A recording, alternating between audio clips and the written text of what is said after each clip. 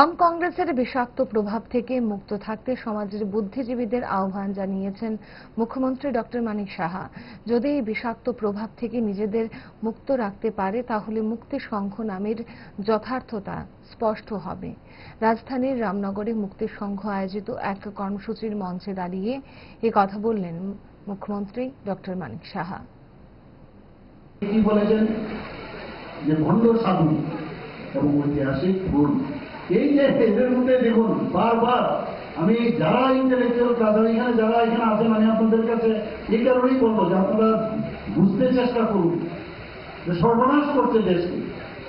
মুক্তি সংঘের যারা আছেন আমি তাদের বলবো এদের থেকে মুক্তি লাভ করা খুব প্রয়োজন, তবেই গিয়ে এই ক্লাবের এই সংঘের যথার্থতা আপনারা দিতে পারবেন।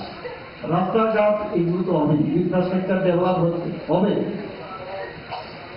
আজকে জিএসডিপি আমরা ত্রিপুরাতে আছে, আমরা যে জায়গায় গেছি আজকে সেকেন্ড বেস্ট নর্থ ইস্টার্ন রিজনে নীতি হয়েছে। নীতি আয়োগ আমাদেরকে ফ্রন্ট রানার স্টেট হিসেবে ডিক্লেয়ার করেছে। আজকে পার ক্যাপিটা ইনকাম সর্বভারতীয় স্তরে 1 পার আমরা হয়েছি। আজকে আমরা 360টার মতো ন্যাশনাল লেভেলে এবং আমাদের রিজিয়নাল লেভেলে আমরা পুরস্কৃত হয়েছি। পঞ্চায়েতে আমরা 60-60টা ছোট প্রদেশ third smallest state in the country. আজকে সারা ভারতবর্ষ মিলে গত বছর আমরা 60-60টা পুরস্কার করেছি বিভিন্ন ক্যাটাগরিতে। এইবারও এরকম অনেকগুলো জায়গায় আমরা ক্যাটাগরিতে আমরা কাজ করি।